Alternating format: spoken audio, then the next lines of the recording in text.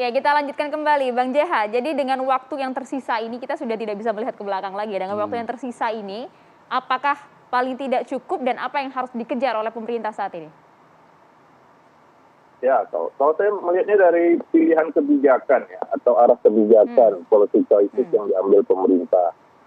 Nah ini kan ada antara prokes atau perhubungan ya, masalah transportasinya atau masalah trafficnya itu perlu ada. Ya. Nah kalau pilihan kebijakannya lebih ke traffic manajemennya itu ya memang penuh dengan berbagai tadi ya rekayasa engineering di transportasinya, di lalu lintasnya gitu, di lalu lintas di jalannya. Nah, tapi kalau saya melihatnya harusnya lebih dipilih ke arah perhubungannya ya, atau angkutannya. Nah, kalau angkutan ini pemerintah fokus saja untuk bagaimana masyarakat yang kabarnya sekitar 80 juta ya yang akan mudik ini diangkut dengan secara cepat dan aman ya dan nyaman. Ya kalau yang menggunakan transportasi pribadi ya silahkan begitu ya, tapi pemerintah perlu mengerahkan berbagai prasarana perhubungan lah ya, transportasi untuk membantu masyarakat ini lebih cepat dia mudik ke daerah masing-masing, karena ini tidak bisa lagi kepastiannya lah gitu ya kurang lebih ya. Kenapa Mas Fadil? Kepastian moda transportasi maksud Anda seperti itu? Ya, seperti kebijakan di DKI ya, DKI mengerahkan 500 bis ya, berapa puluh truk begitu. Nah ini perlu ditingkatkan lagi. Ya, mudik gratis bisa gitu ya, dari transportasi umum, misalnya kereta api itu menyediakan kereta tambahan ya, itu semaksimal mungkin. Nah itu kalau memang pilihannya di transportasi. Nah ini yang ditanyakan itu kan efektif apa tidak itu rekayasa lalu lintasnya. Iya. Nah, saya sih nggak efektif ya, terutama yang ganjil genap. Oke, Mbak Adita mungkin ada penjelasan Mbak terkait dengan ini. Silakan Mbak. Ya, jadi begini, memang ini adalah satu berbagai macam putusan yang tentu harus tetap kita ambil berdasarkan data, meskipun dalam waktu yang tidak terlalu lama ya. Keputusan membolehkan mudik ini bukan keputusan yang mudah sebenarnya, karena kita masih dalam situasi pandemik dan juga di awal tahun itu sebenarnya kan tren dari penularan masih tinggi ya, dan kita masih menduga-duga seperti apa ini kelanjutannya ya, apalagi mendekati masa Lebaran ini. Dan ketika tren itu membaik dan kita melihat tingkat vaksinasi juga sudah cukup baik khususnya untuk yang dosis kedua, ini yang kemudian membuat pemerintah juga melihat bahwa sudah bisa saatnya untuk kemudian dilonggarkan dan dibuka dan mudik diperbolehkan. Tetap dengan syarat ya, dengan syarat tadi yang utamanya adalah booster. Nah ini satu hal, jadi memang satu keputusan yang tidak bisa kita ambil begitu saja dan di awal tahun situasinya masih belum menentu sehingga kami belum berani melakukan keputusan itu. Tapi sekarang kita sudah clear, tadi Maria sudah bilang mari kita lihat ke depan. Betul sekali, jadi memang ke depan ini PR dari pemerintah adalah tadi menetapkan berbagai macam pengendalian, baik itu untuk kendaraan pribadi yang atas jalan tol maupun tol, dan juga yang menggunakan kendaraan umum. Kendaraan umum, transportasi umum laut, udara, dan kereta api relatif lebih mudah untuk dikendalikan karena semua terpusat ya di satu simpul transportasi. Pengawasan prokes, pengawasan syarat itu lebih mudah. Memang untuk jalan, ini yang menjadi menantang karena jumlahnya paling besar dan ini semua kan pergi dari tempat masing-masing ya, sehingga pengendaliannya juga itu yang kemudian harus betul-betul kita perhatikan. Nah selanjutnya terkait dengan apa yang bisa dilakukan pemerintah, tadi sudah disebut soal mudik bersama yang difasilitasi, justru pemerintah ini duluan ini Pak Jehan ya. Jadi Kementerian Perhubungan lewat Dirjen Perhubungan Darat itu sekitar 10 hari yang lalu malah sudah membuka mudik gratis menggunakan bis dan roda duanya diangkut dengan truk.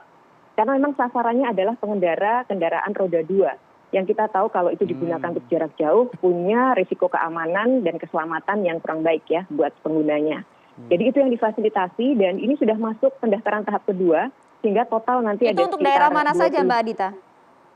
Ya, ini kita tetap akan memfokuskan kepada daerah di mana itu menjadi tujuan mudik utama, Maria, yaitu Jawa Tengah dan Yogyakarta.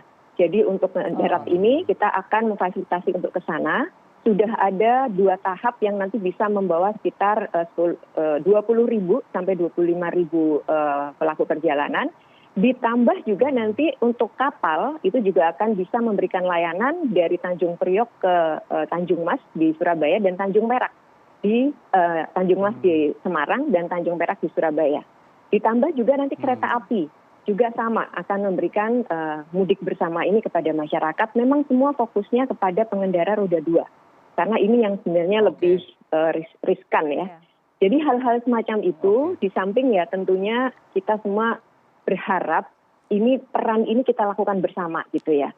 Masyarakat juga punya tanggung jawab sebenarnya untuk bagaimana mereka mengatur, mempersiapkan diri agar perjalanannya juga semua jadi lebih lancar gitu. Gratis ya Mbak ya? Penting ini. Penting ini.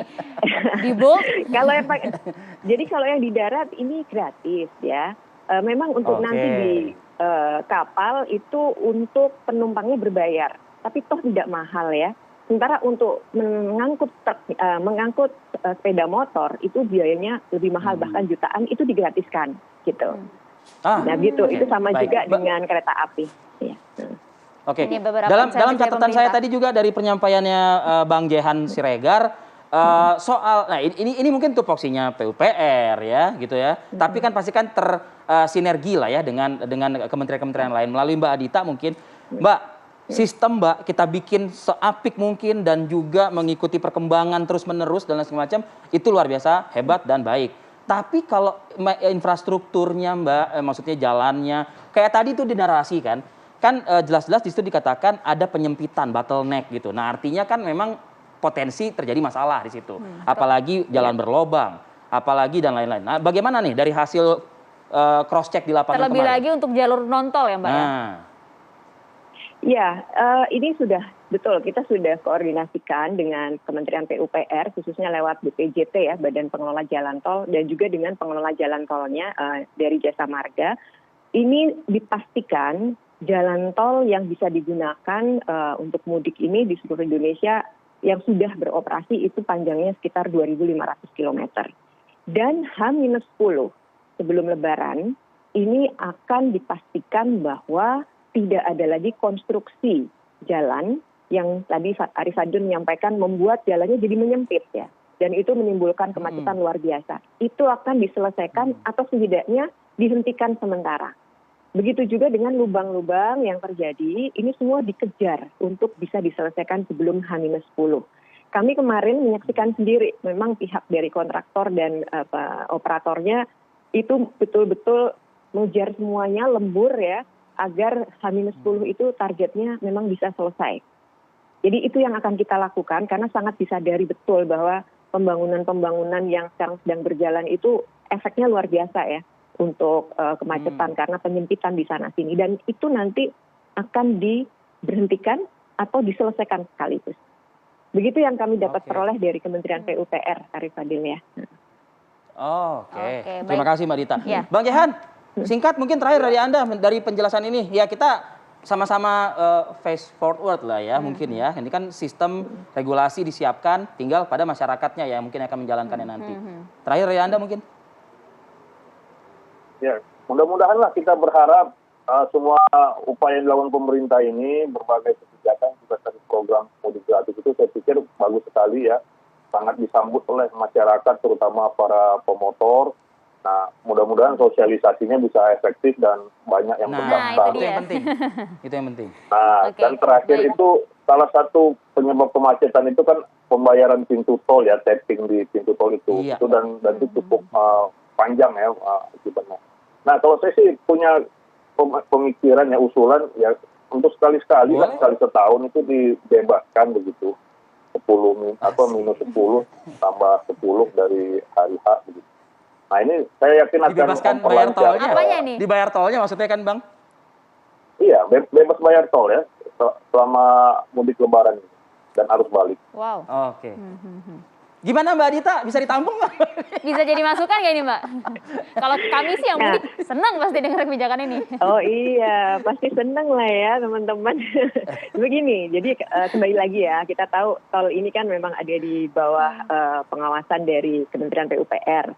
Tetapi yang saya PUPR. tahu adalah, yang saya tahu memang ada rencana juga memang pada beberapa pintu gate atau gerbang yang itu tidak dioperasikan di waktu tertentu, tapi tetap berbayar ya di gerbang selanjutnya. Jadi ini supaya betul mengurangi tadi ya hambatan-hambatan di jalan dan Efisiensi kemudian waktu. dilakukan betul sekali gitu ya. Nah, tapi kalau untuk digratiskan ya nanti kami teruskan usulannya kepada PUPR. Kalau Bang Jehan punya Jehan. Bang Jehan punya pemikiran, saya juga punya pemikiran, boleh ya Mbak Dita ya saya nitip kan karena gini Mbak, kan kalau di setiap pintu tol itu kan ada brandnya kan macam-macam tuh. Ada yang bank ini, ada yang bank ini, maksudnya tap itunya ya kan. Nah, mungkin boleh lah 50% kerjasama sama bank ini gitu loh ya. Cari kan? sponsor. Pokoknya ada aja kalau masyarakatnya. Oke lah, Mbak Dita. Terima kasih Bang banyak Jehan, waktunya. Terima kasih banyak. Bang Jehan Sama-sama, Siregar terima dan juga kasih. Mbak Adita. Ya, kita akan tunggu nanti bagaimana sosialisasi finalnya ya mengenai aturan mudik ini agar tidak terlalu mepet. Jadi kita yang mau mudik termasuk saya ini bisa menentukan kapan perjalanan waktu yang tepat untuk mudik ya. Dan juga koceknya berapa yang kita Nah, siapkan. itu dia. Terima kasih Mbak Adita, Bang Jehan Syah. Terima kasih. Assalamualaikum. Sama-sama, Mbak. Selamat pagi, Waalaikumsalam. Terima kasih.